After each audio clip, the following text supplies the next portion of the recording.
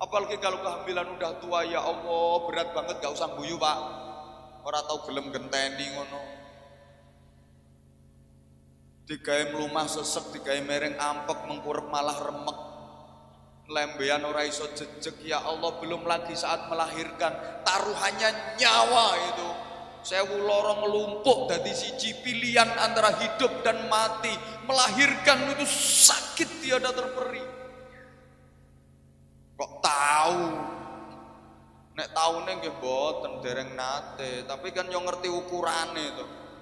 Wong bayi sing ditokke semono gedene padahal.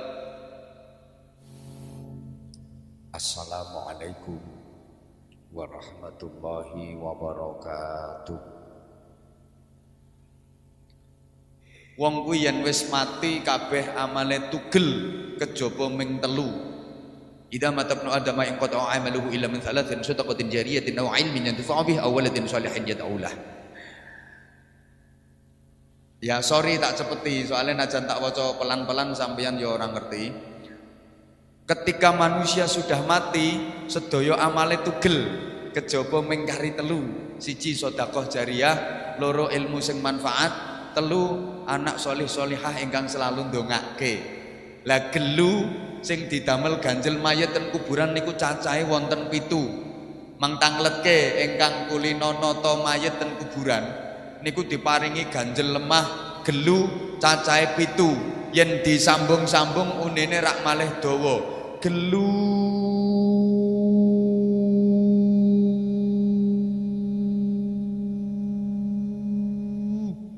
pitu kok nek meng setunggal nggih gelu ngoten mawon.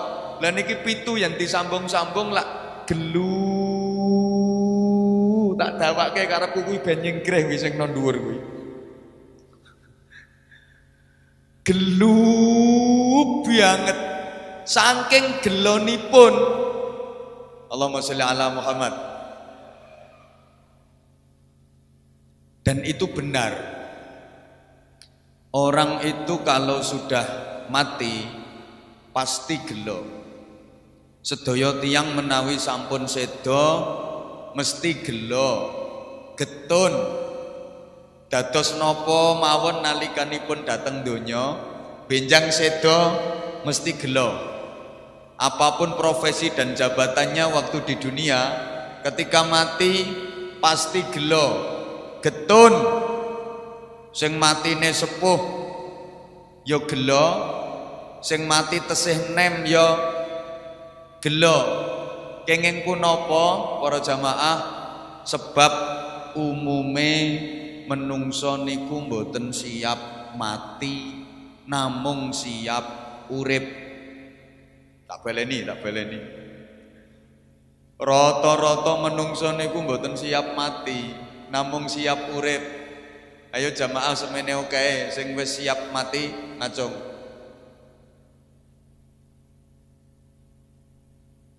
Padahal mati itu pasti. Wong urip mesti bakal mati. Ayo to bro nyaut terus dikai roti ngono kok. Semangat.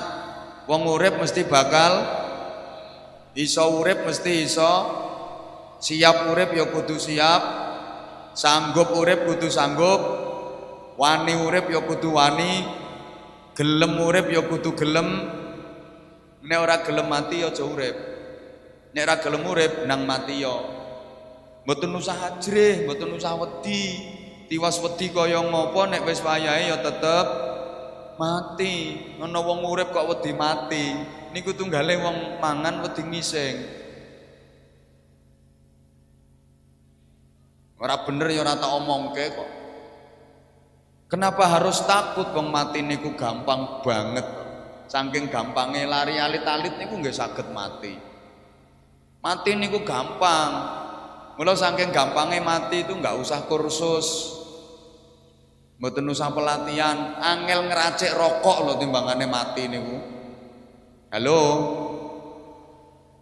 Dan siapapun nanti kalau sudah mati pasti gelu, pasti gelo banget. Makanya kula sering matur, yen wis dipendem, diuruki, diincepi pathok, gawe tenger. Nek cara tiyang mriki pathoke loro. Patok yen siji jenenge tenger, yen patok loro jenenge tenger. Sinten mawon yen sampun ten alam kubur niku mesti tenger. Allahumma sholli ala Muhammad.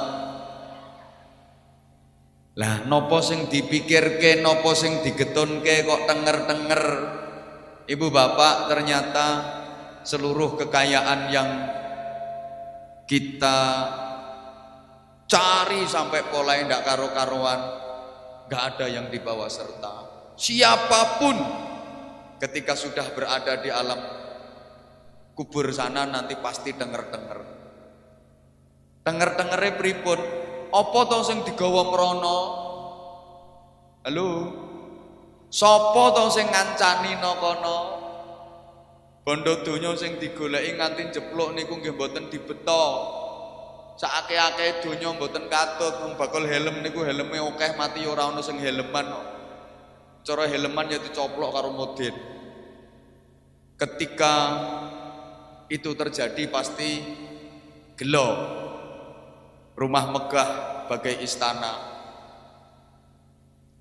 Bergelimangnya harta benda, jabatan kedudukan yang tiada tara. Kalau nafas terakhir sudah tiba, semuanya gak ada yang dibawa serta, kecuali amal kita, keimanan dan ketakwaan kita sebagai bekal menghadap Sang Maha Kuasa. Allahumma sholli ala Muhammad. Coba Bapak Ibu mari kita merenung, kalau tubuh sudah terbujur kaku, dibungkus kain kafan. Ingat,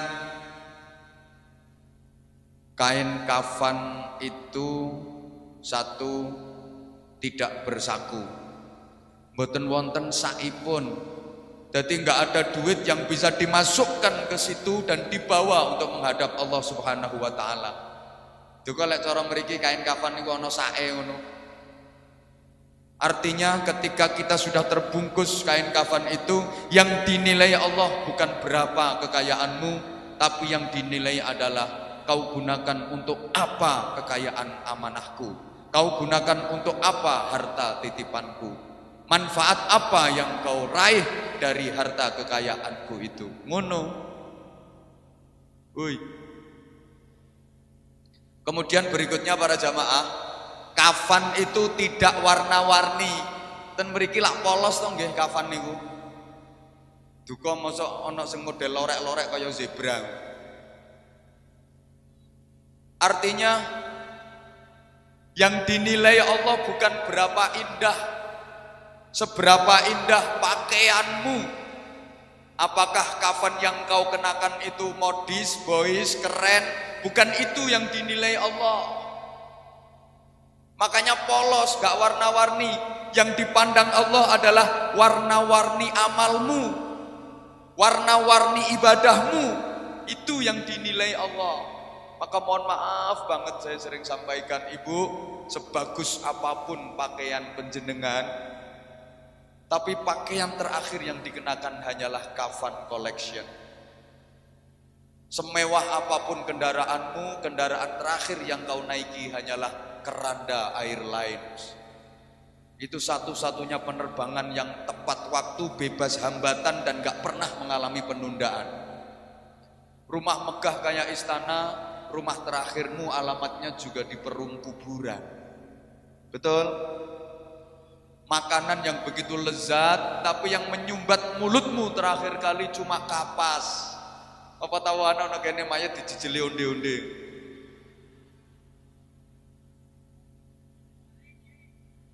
Yang dilihat hanya warna-warni dari kafanmu itu, warna-warni dari amalmu, warna-warni dari ibadahmu.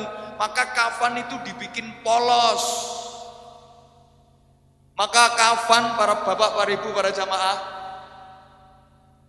gak butuh tutorial, gak butuh didesain yang begitu indah. Mohon maaf, yang membungkus tubuhmu bukan karya desainer ternama, tapi itu hanya karya Pak Mudin.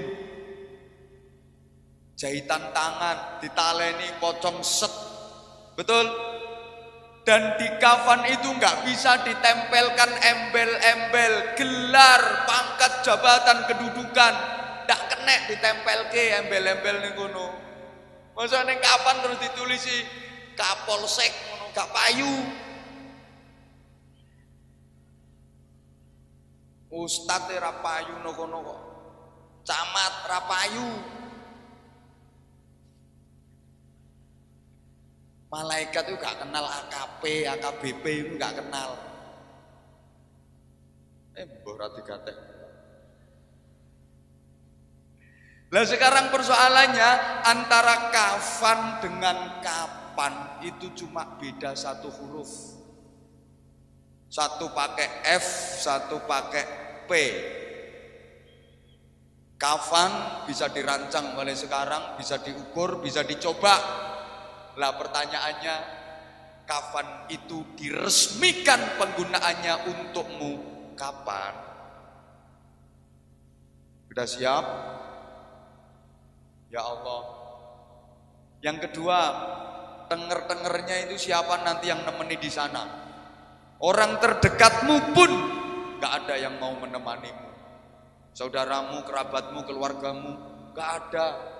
Ibu mohon maaf, suamimu loh Bu yang sering mengeloni dirimu itu juga gak ada yang mau nemenin. Anakmu yang kau bela-belain kayak gitu, perjuangan ibu ke anak itu subhanallah. Coba mulai dari memetengnya, itu udah sakit, hamil muda itu muntah-muntah gak keluar apa-apa kok. Gak metu apa-apa. Apalagi kalau kehamilan udah tua, ya Allah berat banget, gak usah guyu Pak. Ora tau gelem genteni ngono. Digawe mlumah sesek, digawe mereng ampek, mengkurep malah remek. Lembean ora iso jejeg, ya Allah belum lagi saat melahirkan, taruhannya nyawa itu. 1000 loro ngelumpuk dadi siji, pilihan antara hidup dan mati. Melahirkan itu sakit tiada terperi.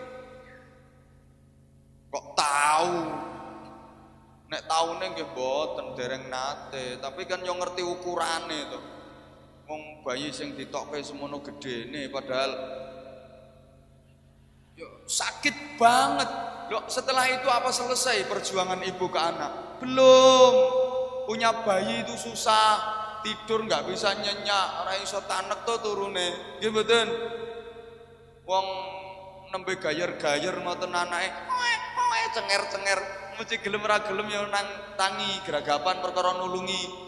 Napa melen jenengan nembe dahar kok bayine cret preketek-ketek ngono kuwi. Makme ditinggal perlu nulungi bayi, kae kok rebutan ngombe kae apa to yo. Oh, diuncali rokok gratis. Ya ngono kuwi. Saku terus ra digatekke ngono. Allahumma sholli ala Muhammad. Dilanjut mboten niki.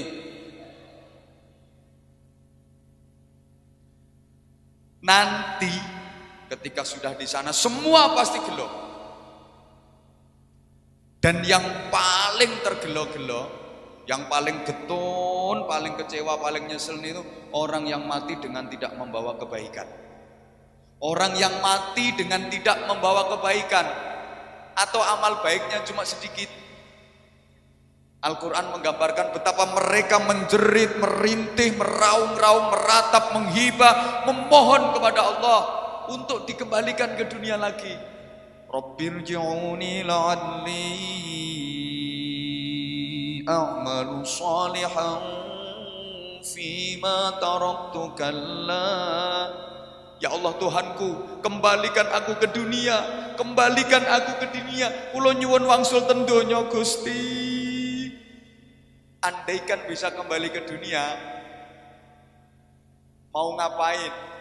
Umpama saged wangsul ten donya ngoten badhe napa? Apa arep dadi uka-uka? Boten. Apa arep dadi gendruwo, wewe gombel, jerangkong? Boten. Andaikan bisa kembali ke dunia, dia cuma mau melakukan kebaikan. La'alli a'malu sholihan fima taraktu kalla. Aku akan melakukan amal sholih, aku akan melakukan kebaikan yang dulu aku tinggalkan. Halo. Ibu pangapunten Ibu. Boten leres yen wonten sing ngendikan, wah kuwi wong uripe nakal banget, jahat ora tau ibadah, saiki mati terus balik nyang donya dadi arwah gentayangan. Niku mboten leres. Kok umpami wangsul ten donya melih ngoten namung badhe dados ahli ibadah, badhe dados tiyang ingkang sholih, sholihah, namung badhe nindakake amal kesaenan. Aja percaya Bu lek ana sing ngomong wah kuwi wong wedok nakal banget wis kentir cerewet wong sak desa tau dicelathu kabeh gek gelek digondoli lanangan wis lecek ngisor dhuwur. Lah kuwi mati terus saiki balik nyang donya dadi kuntilanak, gak bener. Umpama balik nang donya arep dadi mar'atus sholihah, arep dadi ahli ibadah, ngopo kok dadi sundel bolong, kurang gawean. Menunggu kadang dibantah, saestu enten nok niku tiyang pejahe kendhat bunuh diri nunggone wit gedhe. Niku saben malam Jumat kene wit niku enten swanten. Iku permainane setan. Soalnya jenengan percados, akhirnya setan malah seneng jenengan didamel dolanan kalih setan. Andaikan bisa kembali ke dunia hanya akan melakukan amal kebaikan, namung badhe dados tiyang sae, badhe nglampahi amal soleh. Getun Gusti, kula gelo nyesel. Nyapa mbiyen enten pengajian, omah kula parek kula nggih mboten dugi. Wonten santunan yatim kula gadah duit ning kula nggih mboten nderek bantu. Getun Gusti, kula mbiyen wonten istighosa, kula mboten budal malah ndongsong napa jokan ngisore wit ambek nyekeli botol. Kula getun Gusti, omah kula parek kalih masjid ning nek salat kula mboten nate jamaah ten masjid.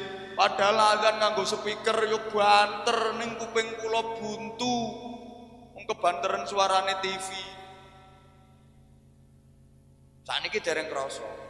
Kula prihatin nggih akhir-akhir niki masjid ten pundi-pundi sepi jamaahe, terutama isya kalih subuh. Woi.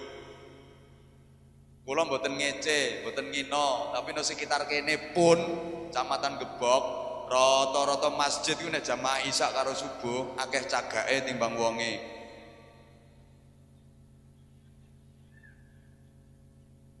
Padahal ukurane tiyang mukmin niku salat isya kalih salat subuh. Kula panjenengan yen kepingin ngukur awake dhewe niki mukmin sejati apa mukmin campur munafik, ukurane niku yen dijak nglakoni salat isya kalih salat subuh kok semangat langkung-langkung kersa jamaah, insyaallah mukmin sejati. Tapi yen dijak nglakoni salat isya karo subuh kok do wegah niku ya rondok mukmin ya rondok mbuh pokoke ngono.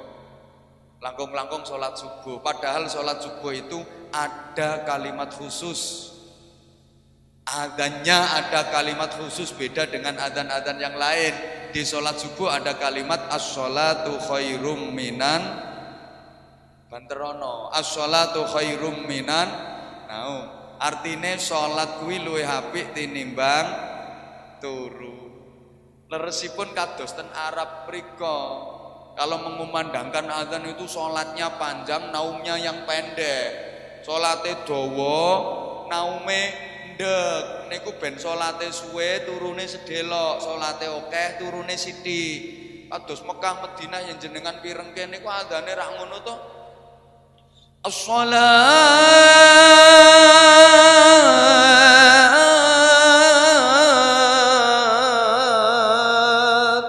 khairum minan naum.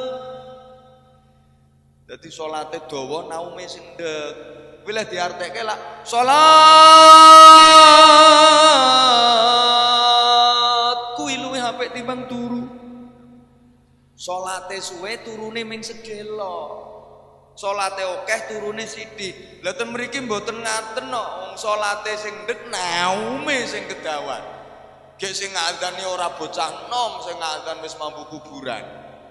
As-shalatu khairum minan naum.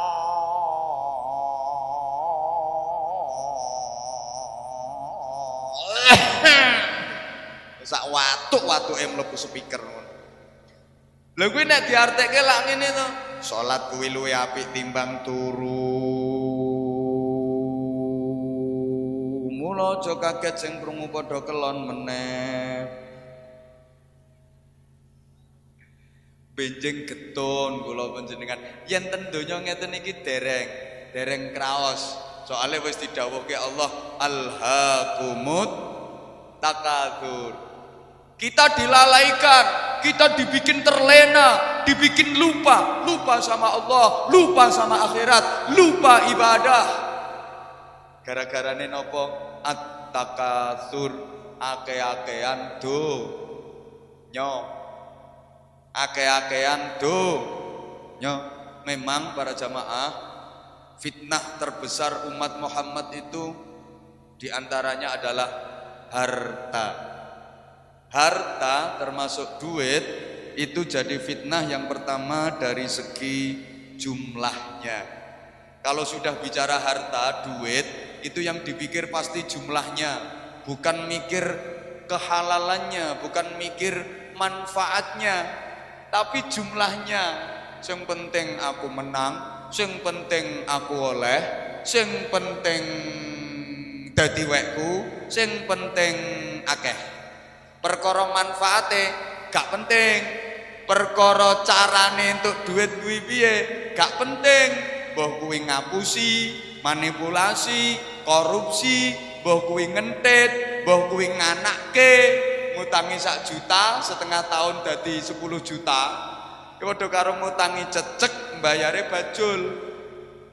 Ngutangi dom nyaur cagak listrik, gak peduli, sing penting akeh. Halo.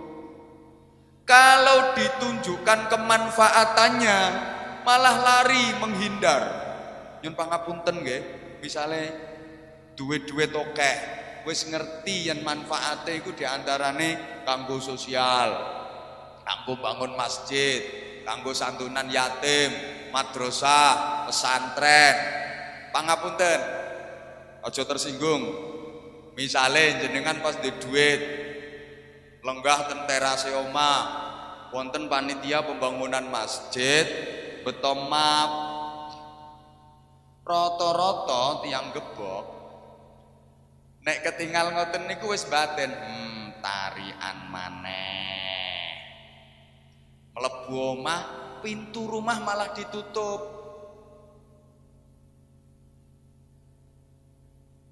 Panitiane belok bener, terus di depan pintu uluk salam, assalamualaikum, gak dijawab, lek jawab rak konangan. Sampai 2 kali assalamualaikum, gak dijawab, 3 kali assalamualaikum, gak jawab, tapi nginceng. Sing guyu tahu ketoke. Kalau gak gitu malah bohong. Anake lo diweling, anake lo dipesen. Nah, engko nek bapak kae rene takon ibu, kandhani yo ibu gak eneng. Ibuke masuk, panitia belok bener, anak ditanya, "Dek, ibu ono, Dek?" "Ono, tapi mang pesen aku dikon ngomong ra eneng." Namanya anak kecil. Padahal coba dipikir, apa yang dibawa oleh panitia tadi? Map, nggih map. Isine apa? Proposal, jaluk sumbangan. Betul, ketoknya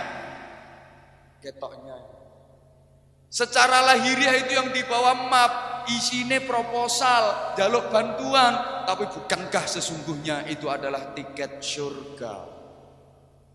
Panjenengan dibawa ke tiket swarga, tapi kenapa kok malah mendelik?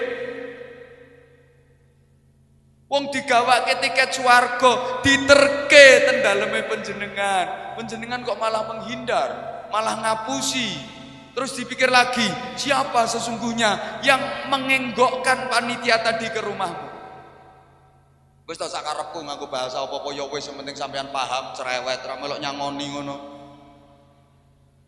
Sing ngenggokke panitia mau ning omahe panjenengan sinten? Gusti Allah. Allah yang menggerakkan panitia itu untuk datang ke rumah panjenengan, mengantarkan tiket surga.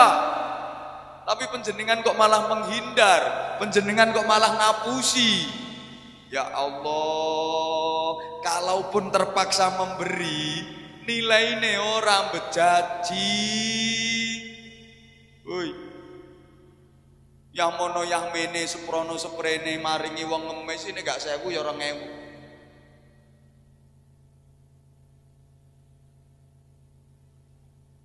Malah dinyang 500 kae. Padahal tiang gebok sing bagus-bagus ganteng-ganteng niku nggih sami pirsa. Kula nyuwun tanglet nggih, kula tangleti tolong dipun jawab. Yang bisa jawab boleh pulang duluan. Pundi? 50.000. Sedekah 50.000 kali 100.000 ganjarane kathah pundi? Sedekah 100.000 kali 1 juta ganjarane kathah pundi? Pinter. Saiki misalnya jenengan gawa duit, gadah duit, terus ana panitia santunan yatim apa panitia pembangunan masjid keliling sorban apa kardus. Jenengan enten duit 100.000, 50.000, 20.000. Sing dicemplungke pira? 2.000. Rumangsaku pilihane kok mek 3 ya. 100.000, 50.000, 20.000 sing dicemplungke 2.000. Mungkin iki ayu-ayu tibake budek. Ya wis ngerti nek 20.000 karo 50.000 ganjarane oke 50.000. 50.000 karo 100.000 ganjarane oke 100.000. Tapi kenapa kadang-kadang sampai rumah dompet dibuka 100.000 digeleki kok ora eneng. Astagfirullahaladzim. Keliru gimana? Gara-gara keliru 100.000 lo masuk angin sampai seminggu.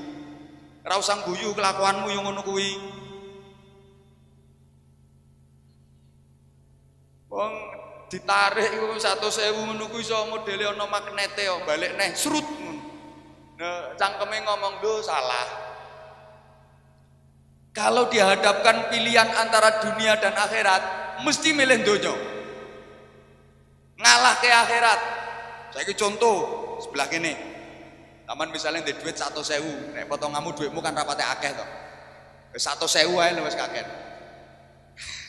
Ndek duit 100.000. Terus ana panitia santunan yatim datang minta sumbangan. Pas bareng itu ada pertandingan sepak bola. Apik. Kesebelasan Persiku Kudus melawan Manchester United. Aja guyu kuwi jenenge merendahkan bangsa sendiri ya. Sapa ngerti sok Persiku Kudus tandinge karo Manchester United level kok. Ya, engko nek kelakon tenan insyaallah Persiku Kudus ya remek. Mergo pertandingane apik. Lah tiketnya larang 100.000. Lah kira-kira duitmu 100.000 mbok wehke panitia yatim apa nggo nonton bal-balan? Ya jujur seneng aku nek jujur. Ya wis 100.000 kokean 50.000 nggo tuku tiket. Siji tiketnya dangdutan. Nggih penyanyine artis api-api kok bangsane Via Valen. Nela Karisma, Tasya Rusmala. Anak buahku kabeh.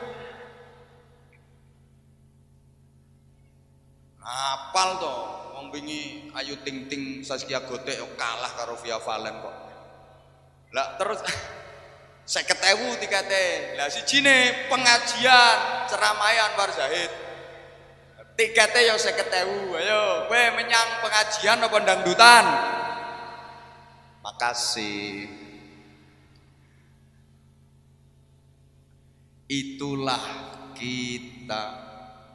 Akhirnya ya terus jadi standar ukuran kemuliaan dinilai dari kekayaan.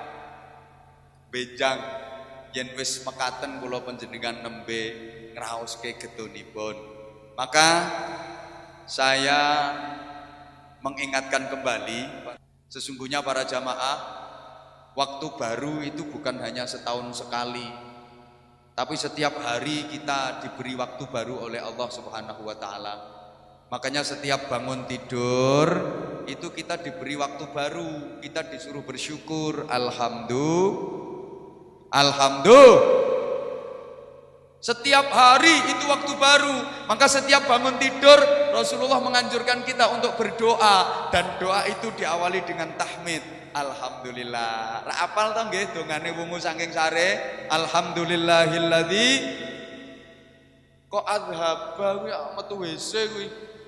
Alhamdulillahilladzi ahyana ba'dama amatana wa ilaihin nusyur. Itu kalau bangun tidurnya sebelum subuh. Tapi kalau kesiangan jam 8 nembe tangi nggih innalillahi. Bangun tidur aja disuruh alhamdulillah. Yang dialhamdulillahi bukan tidurnya semalam. Alhamdulillah dek bengi turuku kepenak banget.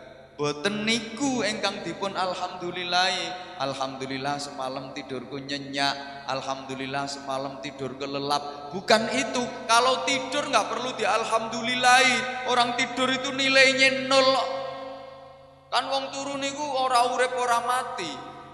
Diarani urip ya gak nyapo-nyapo, diarani mati kok isih ngentekno apa-apa. Ora urip ora mati, la yamutu wala yahya, tidak bermutu ngentekno biaya kaya rupamu ngono kuwi.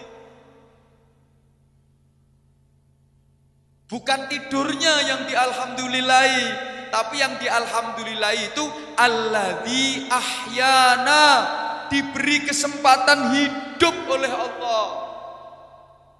Kesempatan hidup ini yang dialhamdulillahi.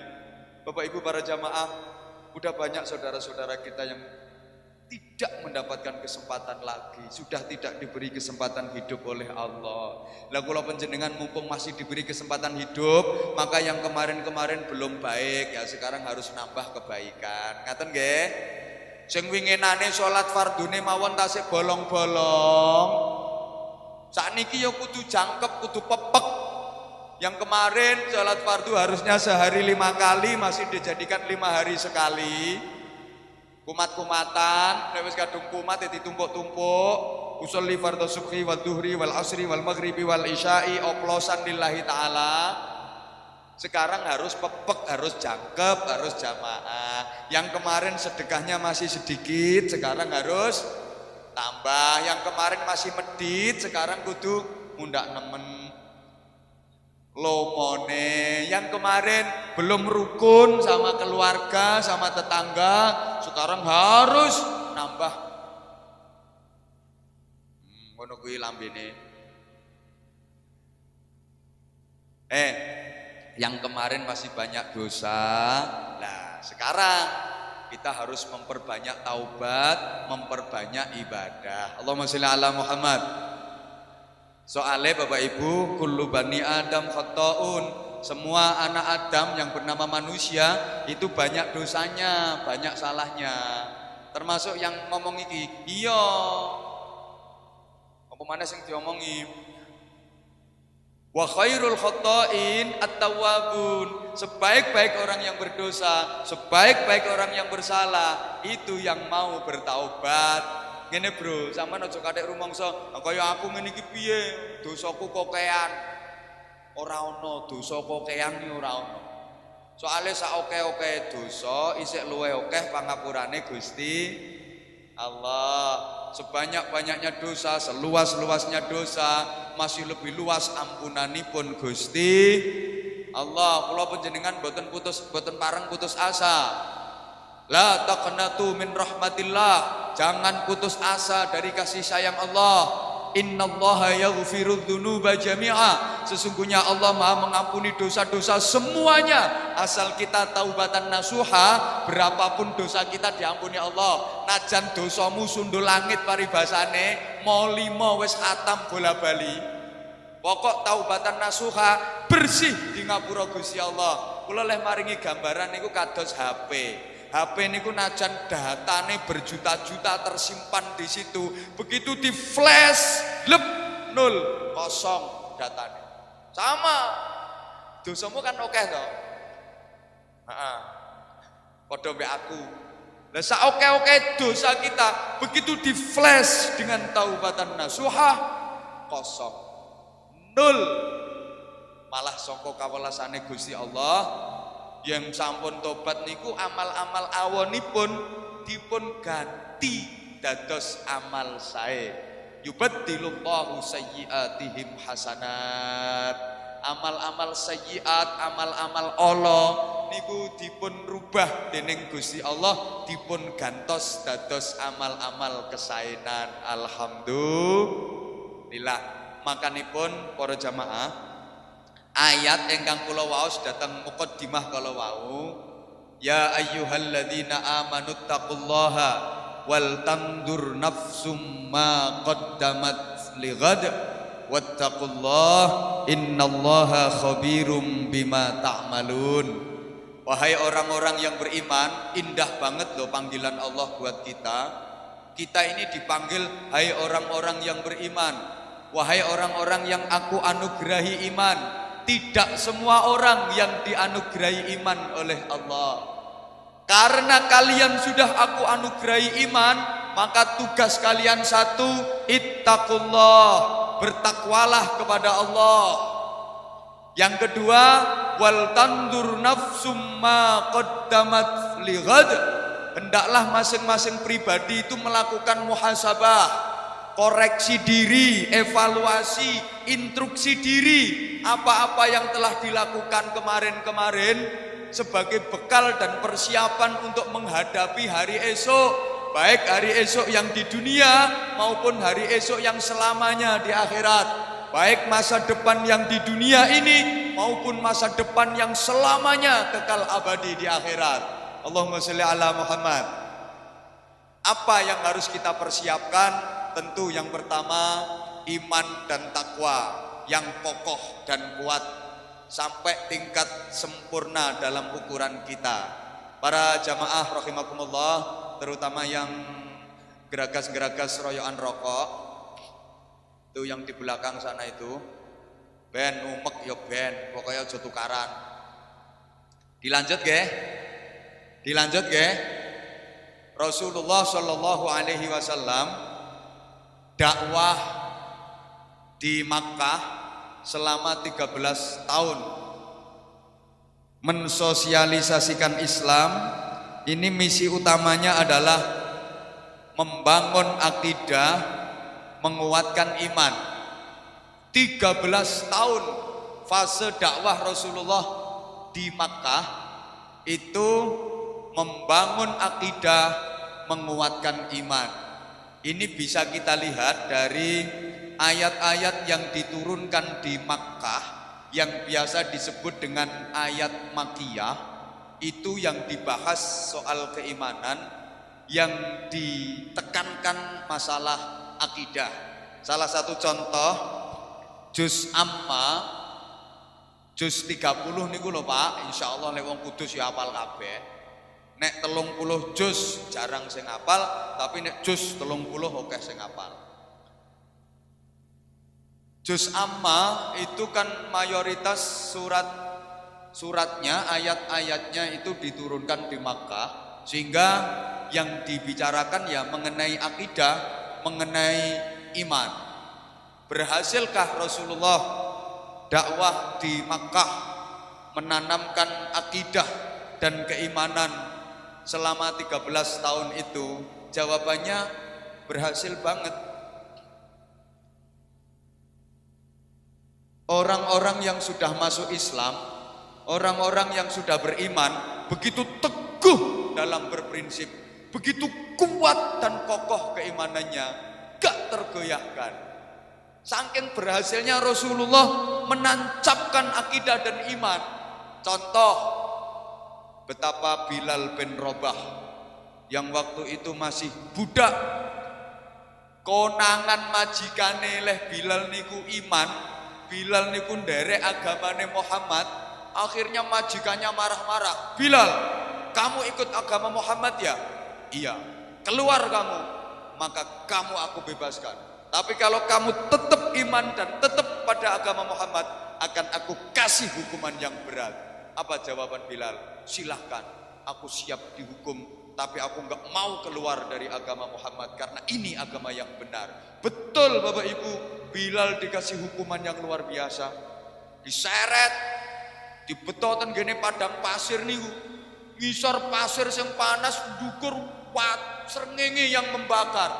Boten namung ngoten, Bilal niku dicancang. Lajeng ten dadane niku dijereti watu ageng. Ayo Bilal, yen awakmu gelem bali agama lawas, metu saka agamane Muhammad tak bebaske. Ning yen tetep melu Muhammad, tak hukum ngene iki, dijereti watu dadane. Jeret. Bagaimana Bilal? Tetap teguh dalam iman. Walaupun waktu itu Bilal lu baru bisa bilang ahad. Ahad. Arep ngomong kul huwallahu ahad niku dereng saged nembe ahad. Ahad. Jugoke watu sing luwih gedhe. Jeret. Ahad. Ahad. Bilal, yen awakmu gelem metu teko ajarane Muhammad, tak bebaske. Ahad. Ahad. Jereti meleh pundhutke watu sing langkung ageng. Jeret. Jere Bilal, ahad. Ahad. Wa ahad. Gak goyah. Bagaimana Yasir, satu keluarga masuk Islam konangan masyarakate, diancam kalau kamu ikut Muhammad, aku bunuh kamu sekeluarga. Silahkan, kami siap mati asal dalam keadaan Islam dan iman. Yasir sak keluarga niku dibakar hidup-hidup oleh masyarakatnya. Apalagi sahabiah yang namanya Sumayyah. Ini perempuan yang mati syahid pertama dalam Islam. Demi mempertahankan iman dan akidah, disiksa dengan siksaan yang tidak berberi kemanusiaan oleh masyarakatnya.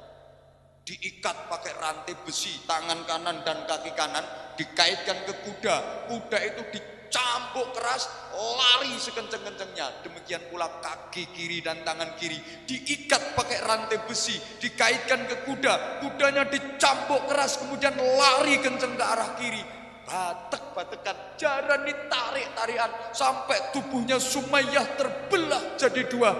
Krak. Kowe ora usah bayangke kowe. Sing bedah ndi. Yang jelas terbelah jadi dua. Berhasil berarti Rasulullah dalam menanamkan akidah. Allahumma sholli ala Muhammad. Nah, kalau sudah berhasil, nyapo kok kudu pindah ke Madinah? Kalau di Makkah saja sudah sukses, kenapa harus hijrah ke Madinah? Ini pertanyaannya, Bapak Ibu para jamaah. Islam itu bukan hanya vertikal, bukan hanya ngatur hubungan manusia dengan Tuhan saja, tapi Islam juga horizontal, mengatur hubungan antar sesama manusia. Jadi Islam memandang agama bukan hanya hubungan manusia dengan Tuhan secara vertikal, tapi hubungan manusia dengan manusia ini bagian dari agama. Hubungan manusia dengan lingkungan ini juga bagian dari agama. Kalau vertikal, hubungan manusia dengan Tuhan di Makkah saja cukup. Tapi untuk horizontal ini di Makkah susah. Membangun hubungan yang baik antar manusia, membangun komunitas masyarakat yang baik di Makkah waktu itu susah. Karena Rasulullah diintimidasi terus, diancam terus sama dedengkotnya orang-orang kafir Quraisy. Bangsane Abu Jahal, Abu Lahab, Abu Sufyan, waktu itu Abu Gosok Durumono.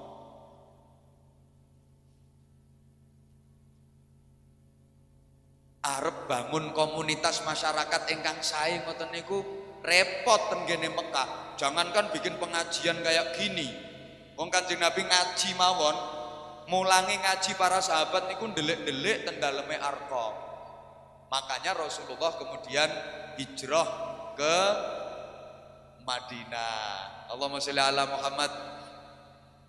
Nah, di Madinah lah Rasulullah membangun komunitas masyarakat yang baik di mana semua elemen dan semua komponen dilibatkan untuk membangun komunitas masyarakat. Lek cara saniki bangun pemerintahan.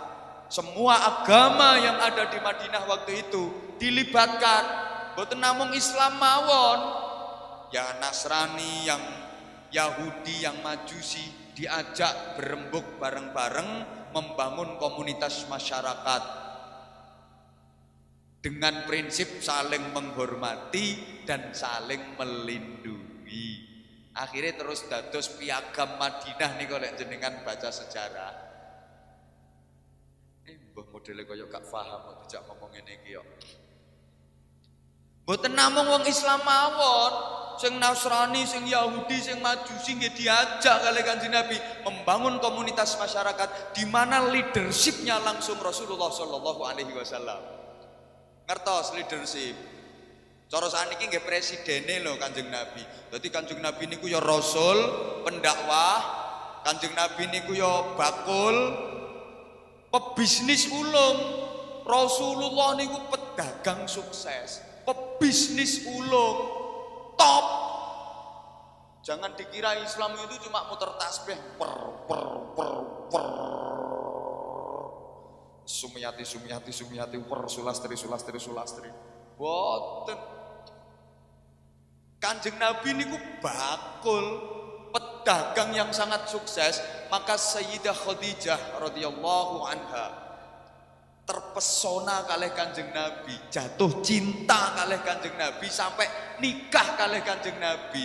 Niku diantarane mergo satu, Kanjeng Nabi niku akhlaknya mulia, jujur, gak tahu ngapusi, terpercaya, bagus dohir batine, terus pedagang yang sukses. Sampean jangan salah bro, Rasulullah nikah dengan Sayyidah Khadijah, usia Rasulullah lebih muda 15 tahun. Karena Rasulullah waktu itu usia 25 tahun, Sayyidah Khadijah 40 tahun. Janda 3 kali. Sama aja dianggepan, ya bener wong rabi rondo sugih kok. Rasulullah pun waktu nikah sama Sayyidah Khadijah, kaya raya loh Rasulullah itu. Bisnisnya sukses.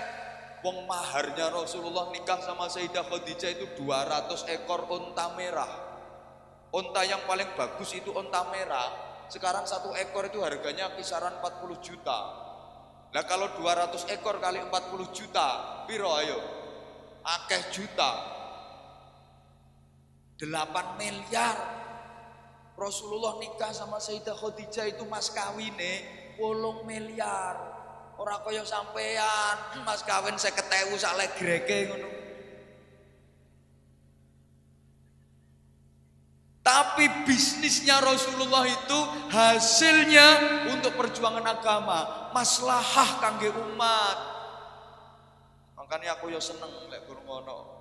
Sukun grup ke santunan yatim, nyantuni janda-janda tua. Sing tua nek sing enom wis urusane Kapolsek. Halo, dilanjut betul niki. Rasulullah niku nggih jenderal, dadi rasul, pendakwah, bakul, pedagang dan pebisnis ulung, jenderal. Rasulullah itu mimpin perang, berada di garis terdepan, 27 kali peperangan, berada di garis terdepan. Jenderal, saiki sing titele AKP ngono mimpin perang ping pira? Coba Rasulullah niku nggih kepala rumah tangga, Rasulullah niku nggih politisi, presiden. Cara saniki yo politisi handal. Makane kok kirang pas nggih umpame lek diwastani, wis Islam ku ya Islam wae, ora usah ngurusi pemerintah, ora usah ngurusi politik.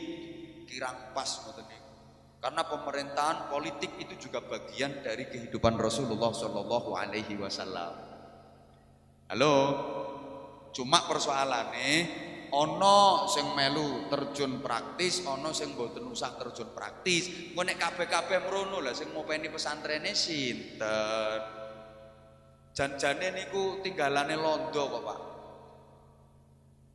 Yang memberikan sekat pemisah niku. Londo iku lah ninggali ngene kok. Wes Islam ya Islam wae, ora usah ngurusi pemerintah, ora usah ngurusi donya. Memang sengaja dimarginalkan oleh Belanda dulu. Islam itu dipinggirkan. Makanya pondok-pondok pesantren niku mboten enten ten gene kota besar niku mboten wonten zaman biyen. Mesti nggone pelosok sing nyelempit banget. Memang dimarginalkan begitu. Pondok-pondok pesantren iki ora ono ning kutha, ora ono ning desa nyelempit. Nah terus kitabe sing diji ya kitab-kitab tasawuf, mulai Ta'limul Muta'allim, Bidayatul Hidayah, Minhajul Abidin, Munggahe Hikam terus Ikhya, ngono-ngono kuwi. Nah, kiai kuwi ya kudune teklekan, sarungan, rontok cingkrang, ngeper-ngeper sithik, lambene kumel, kudu tasawuf, ora usah mikir donya, ora entuk numpak mobil mewah, ora entuk mangan sing enak-enak, ora usah ngurusi negara. Ya asli trike londo. Lho sampai saiki londone wis minggat. Pemahaman ngono kuwi wis kadung mancep nang gone masyarakat. Nek belajar agama ya kudu mulai itu ke madrasah. No pesantren munggahe ya IAIN, UIN. Nek nang gone umum ya ming belajar umum ora iso ngaji. Sampai tekan fakultas wis kuliah nek orang ngaji dhewe ya ora iso ngaji. Soalnya nek gone umum iki diulang agama kan cuma seminggu cuma 2 jam. Gue pantes-pantesan tok. Woi. Mbok paham mbok ora. Sampai sakniki nggih ngoten niku wong tinggalane londo. Sakjane mboten ngaten. Nah, mila Bapak Ibu para jamaah rahimakumullah, intine mawon sakniki. Alah menengo ora usah rewel. Begitu masyarakat sudah tertata dengan baik, kota yang dulu namanya Yathrib oleh Rasulullah dirubah namanya menjadi Madinah. Artinya apa? Peradaban. Madinah itu artinya peradaban. Jadi Rasulullah itu menghijrahkan manusia dari jahiliyah menjadi Madinah, dari yang biadab menjadi beradab. Metodenya luar biasa bagus. Nah sekarang persoalannya ngene, kula nderek maringi wawasan sekedhik kagem panjenengan. Apakah pemerintah itu harus disestempel Islam? Jawabannya tidak harus. Nah kalau seluruh penduduknya beragama Islam dan semuanya sepakat, monggo. Tapi kalau penduduknya tidak beragama Islam semua, ya enggak harus. Ini perlu saya sampaikan, soalnya akhir-akhir ini mulai ada kelompok-kelompok yang punya anggapan seakan-akan orang Islam harus hidup di negara dan pemerintahan yang disestempel Islam. Kalau stempelnya enggak Islam, dianggap tidak Islami. Padahal antara stempel dengan isi itu kadang-kadang sama, kadang-kadang boten. Stempel karo amalan kadang-kadang podo, kadang-kadang beda. Ono sing stempele Islam, tapi amalane boten Islam. Ono sing stempele boten Islam, tapi amalane Islam. Diparingi contoh boten? Beberapa negara luar negeri yang saya kunjungi. Kita antemi loh. Saya jelek-jelek gini udah sering diundang ke Hong Kong, Taiwan, Jepang, Malaysia, Singapura, Korea. Itu stempelnya lah boten Islam toh. Tapi mereka justru malah merebut amalan Islam. Kita yang punya teori tapi mereka yang mempraktekkan. Nyuwun pangapunten nggih. Kita itu punya innallaha yuhibbut tawwabina wa yuhibbul mutatahhirin. Allah itu cinta orang-orang yang bertaubat dan orang-orang yang bersuci. Dalile an-nadzafatu minal iman. Kebersihan itu bagian dari iman. Loh, ini dirampas oleh mereka. Kula ten Hong Kong niku mboten negara Islam.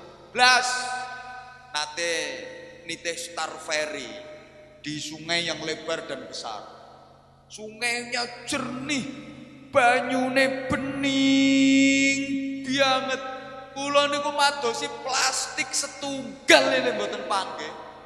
Golek sampah sing krimpul-krimpul nang gone kali niku mboten wonten. Dadi banyune bening bersih sampai iwak niku lho ketinggal. Iwak cili-cili niku lho ketinggal. Betul-betul praktekke niku. Lah nek kali no Kudus kene lak ra ketok banyune. Ora perkara butek kok, katokmu barang kelimpur-kelimpur kono kok. Ya gombal ya pembalut. Ini kan berarti punya kita dirampas oleh mereka. Mohon maaf, sampai tekan jeding ilo jeding. Kalau punya mereka itu wangi-wangi ambune. Jeding muak pesing-pesing tuh. Masya Allah. Lagi saiki Islam itu punya prinsip dawuh Kanjeng Nabi, laisa minna man lam yarham saghirana wa lam yuwaqqir kabirana. Bukan golonganku kalau orang itu tidak mau menyayangi yang muda, menghormati yang tua. Ini kan prinsip yang luar biasa. Sayang kepada yang lebih muda, hormat kepada yang lebih tua. Kalau ini ditekankan, baik itu organisasi, baik itu perusahaan, baik itu partai, baik itu masyarakat terkecil namanya desa sampai terbesar namanya negara, kalau mau pakai prinsip menyayangi yang lebih muda, menghormati yang lebih tua, pasti akhlaknya terjaga. Betul? Yang punya itu kita Islam, tapi yang praktek nih wong kono. Neng Hongkong, neng Taiwan, neng Korea. Iku kalau naik kendaraan umum semacam kereta, semacam bus, itu kalau ada kakek-kakek atau nenek-nenek yang naik kok kerengkelan arep munggah, itu yang muda-muda yang dapat duduk, dapat tempat duduk, kompak berdiri, rebutan nyambut kakek-kakek nenek-nenek yang kerengkelan tadi, dituntun, dilungguhke nyang korsine, ndekne ngadeg. Silahkan kakek yang duduk, nenek yang duduk, saya yang berdiri. Coba nang kene. Ben numpak bis, apa maneh jejer gendaan. Terus ana mbah-mbah munggah kerengkelan, mbok tulungi. Malah mbok loke towek kelautusan. Iki jenenge setempele Islam, tapi prakteke ora Islam tuh ngono kuwi nek kelakuanmu. Lah kono ki setempele ora Islam, tapi amaliahe amalia Islam. Sebaliknya, ada yang setempelnya Islam tapi amalnya gak Islam. Negara-negara Arab, mulai Afrika coba diurut, Sudan, Somalia, Irak juga terus, Iran, Afghanistan, Yaman, Mesir, Saudi Arabia, Syria, setempelnya Arab. Tapi apa yang terjadi di sana akhir-akhir ini? Kisruh, perang saudara, ribut gak rampung-rampung. Ya Allah, tenggene Syria itu sampai sekarang tercatat sudah 250.000 lebih umat Islam yang mati di tangan umat Islam sendiri. Ya wes padha menenge. Ono maneh kelompok umat Islam yang tidak mau menerima sebuah negara, namanya kelompok ISIS. Iki ISIS bahasa Inggris, Bu, dudu bahasa Kudus. Lek bahasa Kudus kan semriwing. Sampai sekarang hancur lebur keadaannya. Pangapunten, iki jenenge setempele Islam tapi amaliai boten Islam, karena Islam tidak pernah memerintahkan saling membunuh sesama umat Muhammad sallallahu alaihi wasallam. Halo. Dilanjut boten?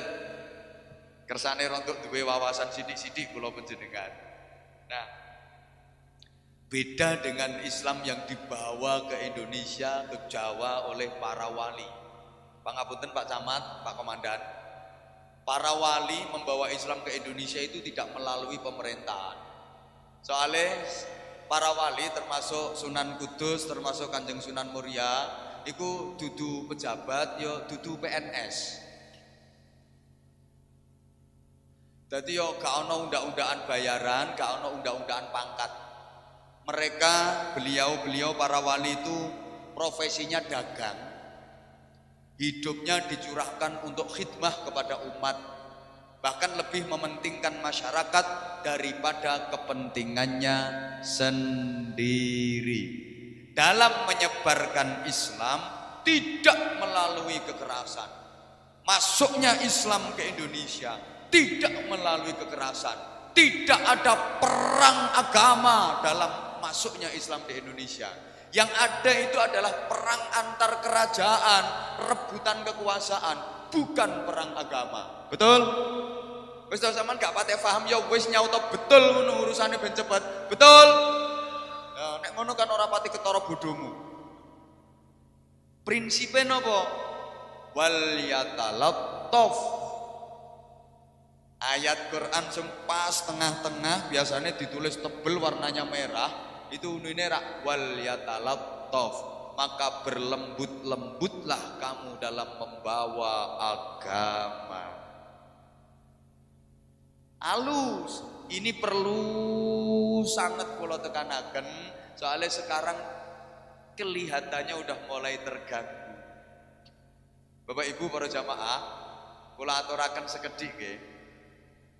Belanda menjajah Indonesia niku dangu napa sekedap? Sekedap napa dangu 350 tahun lebih. Belanda menjajah Indonesia itu bukan hanya ingin merampas kekayaan alam Indonesia, boten, tapi juga punya misi menyebarkan agama di Indonesia. Tapi mergo Belanda kuwi nek karo masyarakat kereng, mula agamane londo ora payu. Sing payu agama yang dibawa oleh para wali. Karena para wali itu mengayomi masyarakat, welas asih dan tidak pernah mengerengi masyarakat. Mengerengi itu ya memperkereng. Allahumma sholli ala Muhammad. Ngeten nggih. Piye ya nerangke sampean sing penak. Ya ngene. Para wali niku nek ngumpulke masyarakat ngeten. Sing ditangletke mboten kok agamamu apa? Soalnya agamane jelas dudu Islam. Wong agamane ku ya Hindu, Buddha, Klenik. Klenik niku bangsane Nyi Roro Kidul, Nyi Blorong, Mak Lampir, Nini Pelet, Grandong wa ala alihi wa ashabihi ajmain. Ning sing ditakokke kuwi permasalahanmu apa, kebutuhanmu apa? Masyarakat kene iki ana permasalahan apa? Anu Kanjeng Sunan, mriki niku wancine pagebluk, kathah penyakit, esuk loro sore mati, sore loro esuk mati. Oh ngono. Ya wis ayo ndonga ya, nyuwun nanggone sing Maha Kuwasa, sing wajib ditaati, wajib disembah. Ndonga sunane. Wa nunazzilu minal Qur'ani ma huwa syifaa'un wa rahmatul lil mu'minin. Penyakitnya waras, pagebluke ilang. Lho diparingi waras penyakitnya pagebluke ora ana. Iki sing gawe waras pangeran sing wajib disembah jenenge Gusti Allah. Percados boten? Nggih Kanjeng Sunan percados. Monggo sareng-sareng syahadat. Terus disyahadatke asyhadu alla ilaha illallah wa asyhadu anna Muhammadar Rasulullah. Kanjeng Sunan untuk kula sakit pun seminggu dereng saras. Ya rene tak suwo. Godhong pari godhong waluh. Ora mari tambah abuh. Sebulke waras. Sing gawe waras Gusti Allah. Percados mboten? Percados wong penyakite waras. Monggo kula syahadatke asyhadu alla ilaha illallah wa asyhadu anna Muhammadar Rasulullah. Ngoten. Masyarakat kene masalahe apa? Nganu Kanjeng Sunan, mriki niku mboten wonten jawah, kekeringan, kemarau panjang, mboten saged tandur, mboten saged icir. Oh ngono, nyuwun nang Gusti Allah njaluk udan ya. Tandung, tandek, tansus. Tanpa mendung, tanpa bledek, tanpa lesus. Resu-resu dan deres. Gemberojok udane teko. Iki yo karangan Bapak. Wis to meneng kowe. Ora melok nyangoni cerewet. Yo diparingi udan, sing gawe udan sinten? Gusti Allah. Percados mboten? Percados. Monggo kula syahadatke. Ngono carane. Masyarakat kene iki masalahe apa? Ngapunten Kanjeng Sunan, masyarakat mriki wancine paceklik. Kekurangan bahan makanan. Oh ya wis digelek padoske sembako. Akhirnya Sunan-sunan ini bagi-bagi sembako. Halo, sampai Sunan Kalijogo saya dadi Branda Lokojoyo lho, ngerampasi barangnya wong sugih sing dolem-dolem kae. Terus dindumke, hasilnya wi dindumke sing kere-kere ngono kae. Pemerataan ekonomi nyen pangapunten. Dadi bagi-bagi sembako niku wis dilampahi, kebutuhane dicukupi, baru diaturke iki lho Islam. Allahumma sholli ala Muhammad. Nah saiki kuwale sing bagi-bagi sembako malah wong liya. Sing bagi-bagi mie, bagi-bagi minyak goreng, bagi-bagi SPP gratis, malah agama liya. Islame dhewe malah kereng-kereng. Woi. Harusnya kita yang bagi-bagi kayak gitu. Sing bagi-bagi sembako, bagi-bagi beras, anakmu tak sekolah ke SPP gratis, kita harusnya. Saiki mboten no, malah liyane yo sing bagi-bagi model ngono kuwi lho. Lah Islame dhewe tampil dengan membawa pentungan. Gak simpati kan? Makanya kula seneng banget di perusahaan rokok ini punya umat Islam, pendirinya umat Islam, manfaatnya untuk umat Islam. Mbah sampean ra tepuk tangan no. Mbah telat kok model. Kudune ngono, nyatane hasilnya nggo bangun masjid, nggo nyantuni yatim, termasuk bantu pondok kula, muga-muga ditambahi. Lho nggih to, liyane awake wong liya to. Hoi. Kowe nyaut ora tau utekmu tak jak ngomong model ngene. Kok angel men sawangane. Lah, apa Islam enggak boleh keras? Ya kalau terpaksa. Kalau terpaksa, mergo dikerasi baru keras. Lek gak ngono ya aja contone kaya Palestina, tiap hari dibantai, tiap hari dibunuh. Ini enggak ada jalan lain kecuali perang.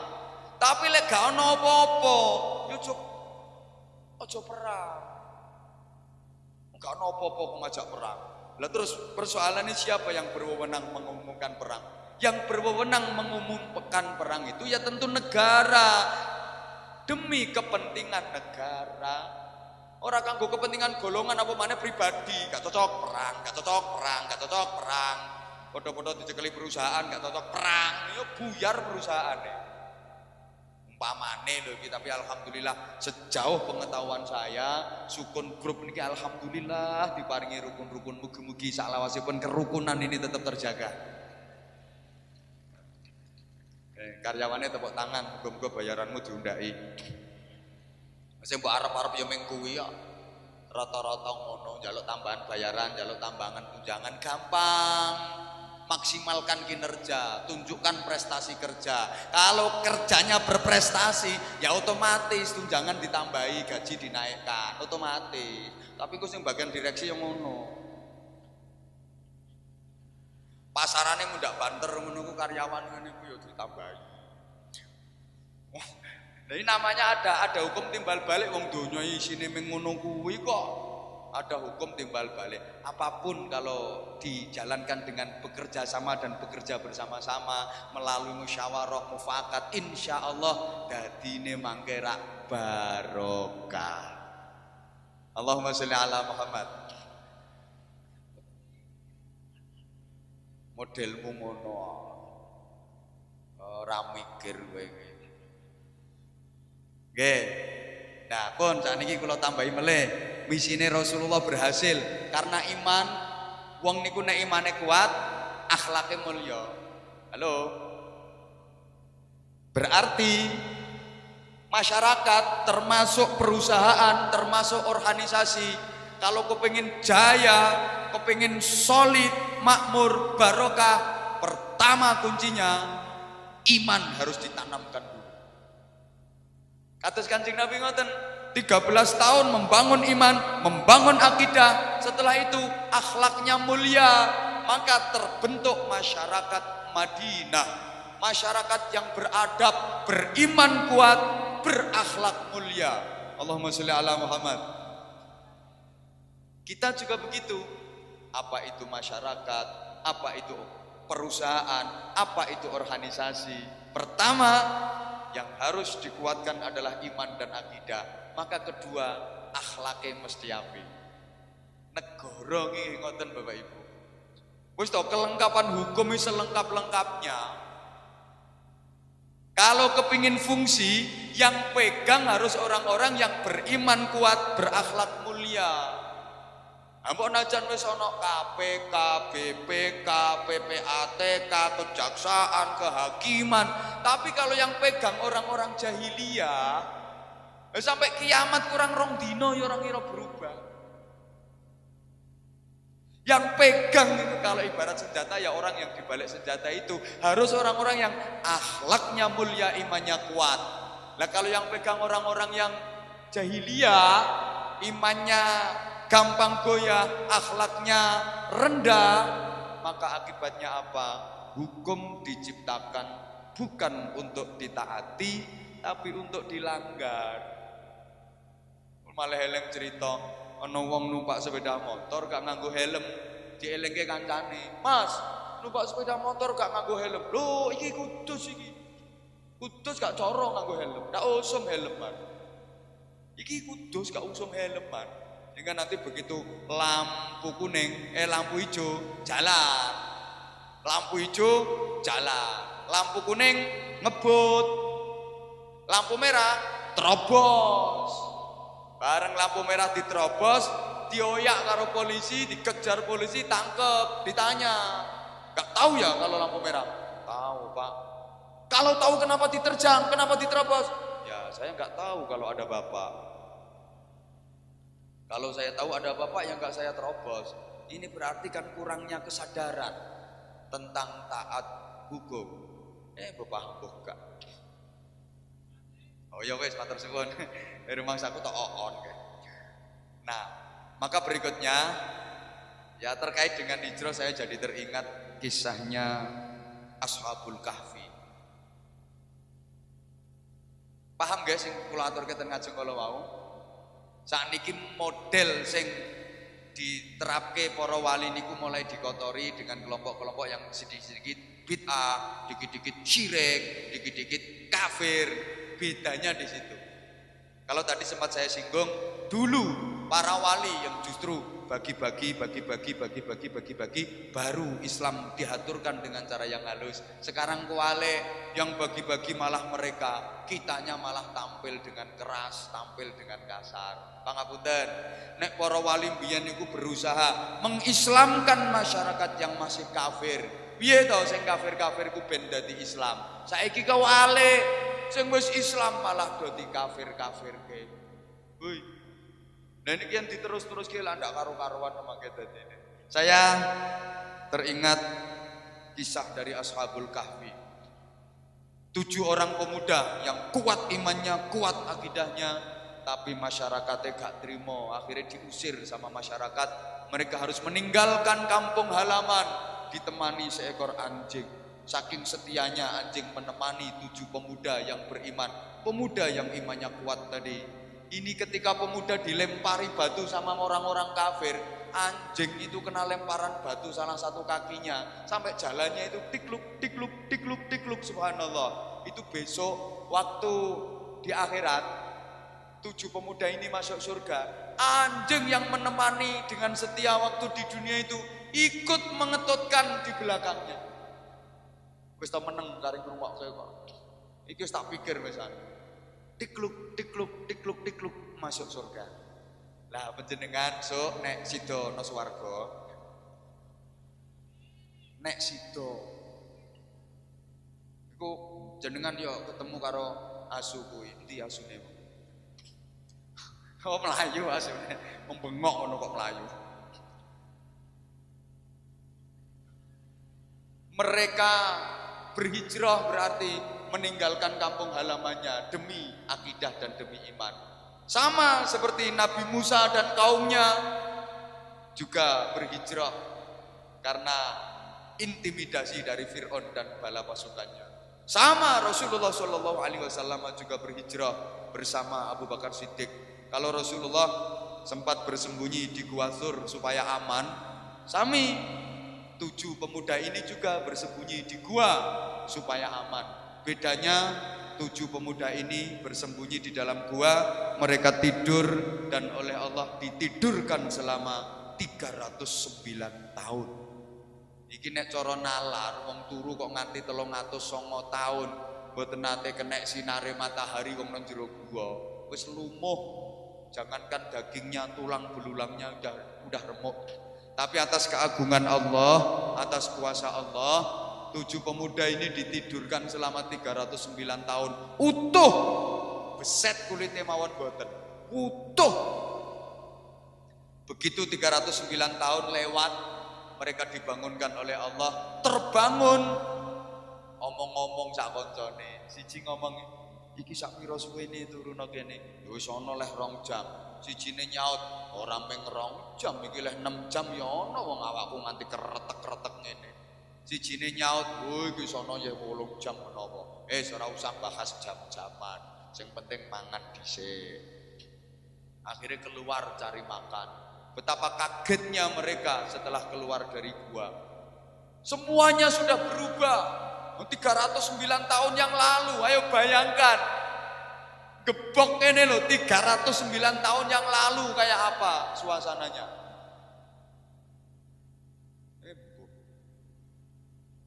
Semuanya sudah berubah. Akhirnya mereka menuju ke penjual makanan. Duit dikeluarkan dan ditukkan. Ini saya beli makanan. Jare bakule, "Wih, gak payu iki. Duit zaman kalau bendu. Wis ora payu iki." 7 pemuda tadi ngomong, "Masa wong tak tinggal turu karo kanca-kancaku kok duit moro-moro ora payu." Jare bakule, "Turumu kesuwen. Turu 309 tahun. Begitu bangun duitnya wis ora payu." Kita pun nanti akan mengalami nasib seperti itu. Kalau saatnya tiba, kayak ketoke ana sing sedelok engkas kae. Kita nanti juga akan ditidurkan oleh Allah dengan yang namanya kematian. Leh matine cepet, mati wes. Setelah itu kita pindah ke alam barzakh. Mungkin ratusan tahun, mungkin ribuan tahun, atau bahkan mungkin masih jutaan tahun. Begitu nanti kita dibangunkan oleh Allah, yaumul ba'ats. Loh kok masih membangga-banggakan rupiah, masih membangga-banggakan duit, nokono ora payu. Pangkatmu nokono ora payu, jabatan kita di sana juga enggak laku. Yauma la yanfa'u malun wala banun illa man atallaha biqalbin salim. Pada hari di mana harta benda anak-anak sudah tidak bisa manfaat, tidak bisa menolong, tidak bisa menyelamatkan, kecuali orang-orang yang menghadap Allah biqalbin salim, atine utuh, atine selamat. Maka mudah-mudahan kita senantiasa dibimbing oleh Allah Subhanahu wa taala, berada di jalan yang diridhai Allah Subhanahu wa taala. Wes kurang ya ngundang maneh tahun ngarep. Terima kasih keluarga besar Wartono atas sambutan yang diberikan kepada saya, juga kepada keluarga besar pesantren saya. Terima kasih atas segala bantuannya. Saya juga mengucapkan selamat di usia yang ke-70 tahun ini. Sukun Group mudah-mudahan makin manfaat, makin barokah. Al-Fatihah. A'udzubillahi minasyaitonirrajim. Bismillahirrahmanirrahim. Alhamdulillahi rabbil alamin arrahmanir rahim maliki yaumiddin iyyaka na'budu wa iyyaka nasta'in ihdinas siratal mustaqim siratal ladzina an'amta 'alaihim ghairil maghdubi 'alaihim waladdallin rabbighfirli wa liwalidayya wa lil mu'minina amin ya rabbal alamin.